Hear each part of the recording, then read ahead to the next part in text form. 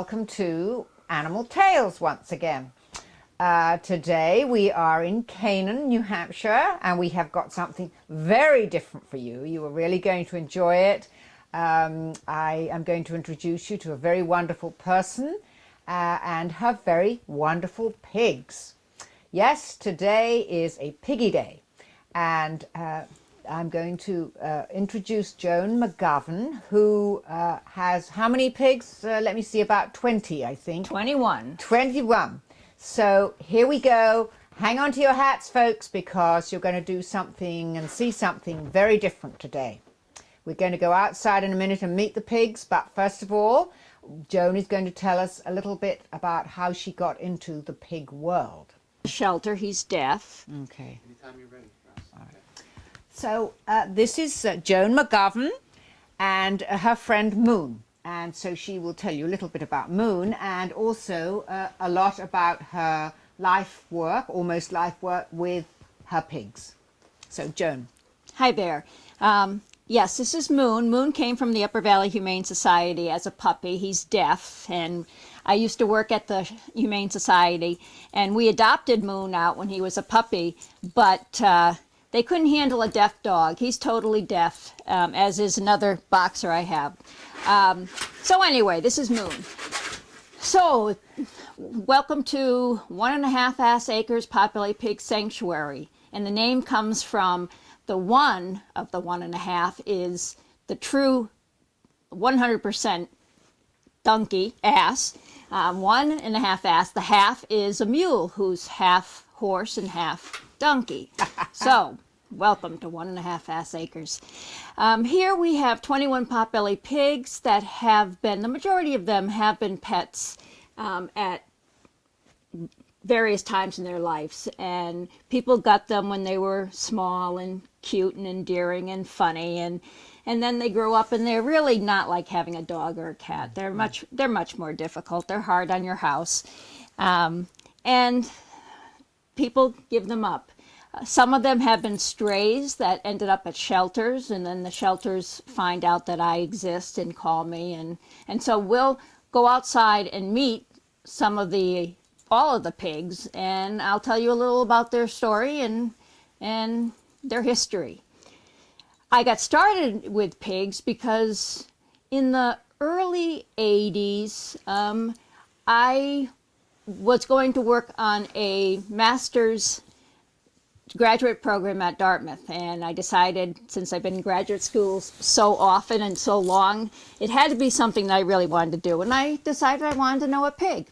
So I got myself Carrot the pig as a 6-week-old piglet, and raised Carrot as a house pet, and he was a wonderful boy. A lot of people may have met Carrot. You took Carrot around a lot, I took Carrot around to schools and nursing homes and libraries, and it's funny because now, let's say I may be in the cashier line at a grocery store, and the cashier will say, "Did you once have a pig named Carrot?" And yes. Yeah. Well, you brought him to my kindergarten, and now they're adults, they're 20 some odd years old. But they still remember. They still remember. Yes. So anyway, Carrot was the reason that the shelter at the time that I was working there started taking in unwanted pot-bellied pigs. People were finding out that they weren't as easy as they first thought. And so they started giving them up. And because of my experience with Carrot, we started taking in pot-bellied pigs. I remember filming them there, and some people who have been watching the program that I used to do for the Upper Valley Humane Society may remember going to visit the pigs a couple of times. And I was terribly impressed because they had their own television. Radio. Oh, was it a radio? I thought they had a television and they had a couch. They had couches, I thought it was I also thought that their bedrooms looked just like my son's, who was a teenager at that time. It was true. It was true. So when I left the shelter, I took all the pigs with me, because really, I was the one that knew pigs. Yeah. So I left the shelter, came here, and slowly added on, took in additional pigs, And at this point, I can't take in anymore. I'm full. I have a full-time job outside of caring for the animals here.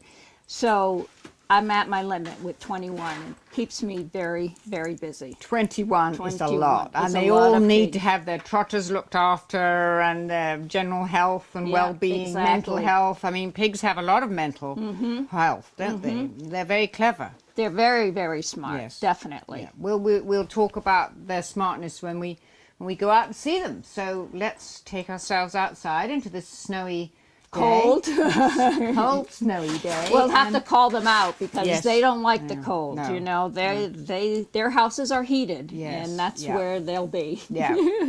Okay, hang in there, folks.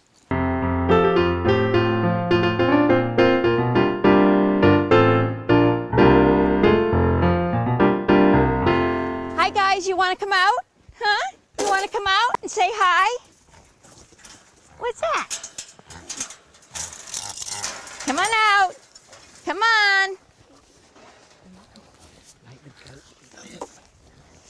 This is Harley, and Harley is one of the few pigs here that was raised in a very loving home, and he's spoiled, and we need to make sure he doesn't bite anybody.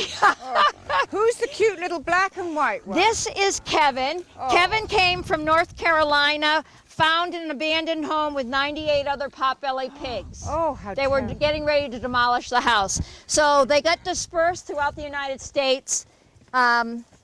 There's Kevin, and there'll be another one who looks like Kevin who came from the same house. So, do you have them spayed and neutered, Yes, Joan? yes. Yes. And So you can have the males and females in together? exactly. Yes. Exactly. Yes. And we actually didn't introduce the goat, did we? His name is Mickey. I just call him Goaty. Hey, Mickey, come on. Goaty, Goaty, Goaty. Goaty, Goaty. I love the beard. What a handsome guy. Yeah, he is. He's a very good boy. And we have the 3 pigs that came from a shelter in Maryland. They were found as strays. We have Bert, Iggy, who happens to be the herd leader out of this group. He's the big guy by Yep, the gate. Yeah. Yes. And Charlotte, little Charlotte. Yeah. And, you know, 21 pigs, but they all have very different personalities once you know them. So their little tusks. The boys have The boys have the big tusks. tusks that grow out and they curve, and that's their defense. That's their Defense, weapon. yes. So if they're going to fight with each other, they do side swipes. Oh, I see. They do Yes. it like that. Charlotte here is just the sweetest little girl in the world. These 3 strays from Maryland, they weren't anybody's pets. I don't know what their story was, but they were terrified of people. May I come and say hello to Oh, Charlotte? please. Right. Hello, Very Charlotte, shy. When dear. How are you, let sweet- them smell a finger. Yep. Hi, Charlotte. She's very shy.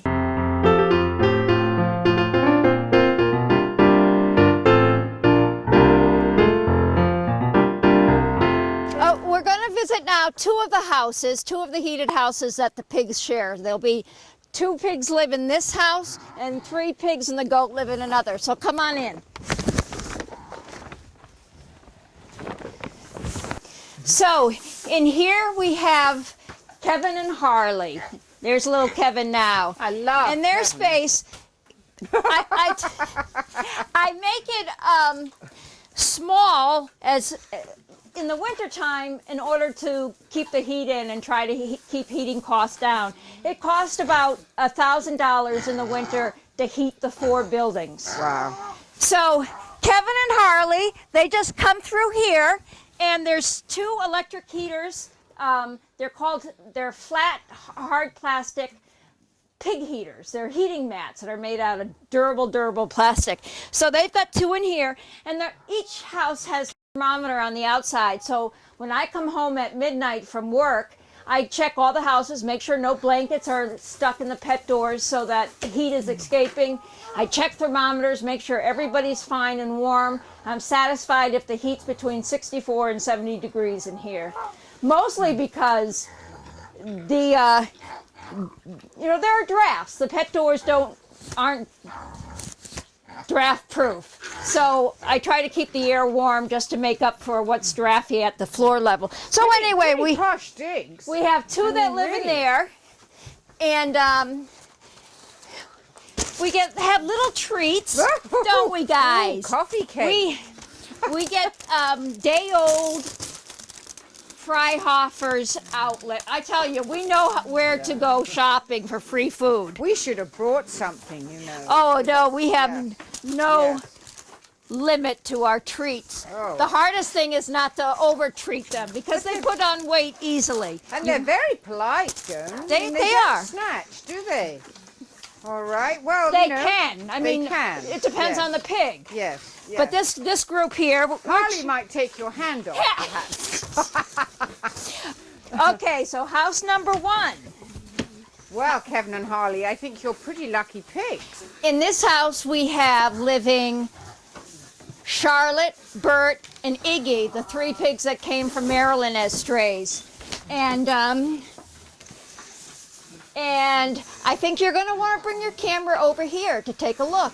So the goat comes in, jumps on the spool, the goat stays up here, he's got his food, and then the other 3 pigs, these pet doors open both ways. And they're pretty good at keeping heat in, but these guys have their 2 heating mats in here, Oh, my. and the three sleep in here. They have a night light that stays on so they're not in the pitch dark. And I just have to, with all the pigs, I have to fluff their blankies so that they can get under them. Do you do that at midnight when you come home? No, not at midnight. I don't want to wake everybody up. So, Joan, I do it before I leave for work. So, Joan, I'm thinking, I know that pigs are very clean, contrary to what people think. Pigs are always accused of being dirty, but if Right. they're given the proper circumstances, actually very, very clean. So they always go outside to poop. They do. I and mean, pee. you know, I mean, The odd accident if occasionally it's they really have accidents. cold. Not these Yes. guys, but I mean, I have 4 that live in a room in the basement of my house, and they have a pet door. They come out the bulkhead, and you know, sometimes they wonder why they should go outside when it's cold and snowy, when there's plenty of space in their room. But in general, no, they do not. They have good housekeeping skills, and their pooping and peeing is outside of their living space.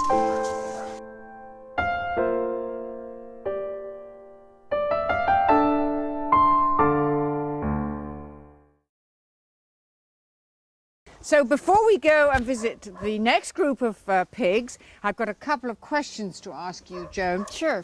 What if people want to donate, and I know, please donate to this wonderful place and this extraordinary woman, please. And what is the website? The website where you can meet all the pigs, read about them, and the history of the sanctuary, and see a lot of pictures and videos of Carrot the pig, who started it all. The website is www.carrotthepig, all one word, carrotthepig.org. Great, and we will show that on the screen as well as Joan's name and box number and address so that you can donate. Joan is doing a great service, really, to this world, to the pig world anyway, because otherwise these animals would just not be around. Right. Or they would Right. be in very unhappy and probably cruel circumstances, a lot of them. A lot of them have come from very Exactly. unhappy and unpleasant circumstances. And so, as you know, my programs are all about the care, the love and care of animals. And so I just want to say, if you feel like doing something really good for the pig world or for the animal world, please be generous. And when you're watching this program, get your pen and pencil, write it down, and send Joan some help. Thank you, especially during the winter. The other thing I want to ask you is how old do pigs live to be? Well, I tell you, the majority of the pigs here are all senior citizens. I've got, most are between 10 and 14 years old, and they're really a lot like a dog as their lifespan. So Carrot the pig lived until he was 13. I I've heard of pigs living till 17, but that's, you know, that's like a person living to 105. It happens, but not that often. Yes. So do you think that probably that wave of popularity of Vietnamese pot-bellied pigs is fading now? Well, People you are- know, unfortunately, no, because down south, people still get the pigs, and then when they tire of them, they just set them free. Oh. And so the south, I mean, there are pot-bellied pig sanctuaries all over the United States, and as soon as they open, they're full and they close. I mean, that they've taken in as many as they can. Yes. So Yeah. because the pigs are down south are set free, they're giving birth out in the wild, and then they get captured, and then, you know, can a sanctuary take them? It's just so hard. And there's a good network across the United States when a rescue is done, which is like, I have pigs from North Carolina, Missouri, Pennsylvania. It's because of the networking, and how can you help to take in some of these pigs? like the dog world too. Yep, They tend yep. to go south. But can they live in the south where it's warmer? Can they lead a feral life? They can. Yes. They can. So they like woods most? You know, what's interesting is the domestic pig is the animal who most quickly reverts to the wild out of all domestic animals. And yet So- I think they're the most intelligent of all domestic which is maybe animals, why aren't it they? happens. They can yes. survive. They know Yes. how to do it. Yes. And in fact, Moses, a pig I have here, who you'll meet, he was captured in, his story is on the website too, and it's very cute, and there's a video of trying to capture him. But it took 3 days. I called a pot-bellied pig vet down in Pennsylvania because we tried drugs to knock him out. The vet down in Pennsylvania suggested alcohol, that getting him inebriated was the safest way to do it. We had brandy, beer, Kahluas. We gave him Kahlua. We had it all set Martinis? out. He had it all set out, and he drank it all, and he could still scratch his ear with his hind leg. It was like, oh my gosh. So it took 3 days to capture him. So he's here, and whoever lives in his herd, since Moses survived out in the wild, he knows about rooting and getting food, roots, literally. So whoever is living in his herd, they learn the technique, and they're like rototillers. It's amazing. Give them 1 week in a huge garden, and it's completely. See, I thought that maybe I should rent him out as a green rototiller. Yeah, great You know, idea. he could work for his Yes. keep. And he fertilizes as well while he's rototilling. You're getting a bit of Exactly. wonderful pig manure. Yeah. Tell me, is there a porcine AA? Because it sounds like he might need It's it by true. now. He holds his liquor well. All right, folks. So now we're going into another pig palace. This one's interesting. It's a little overcrowded because last year 2 pigs that I had adopted out came back after 2.5 years, and this is where they ended up. They're actually adopted come springtime. A wonderful person who has a house pet pig is adopting the 2 that you'll meet, Yoda May and Magpie.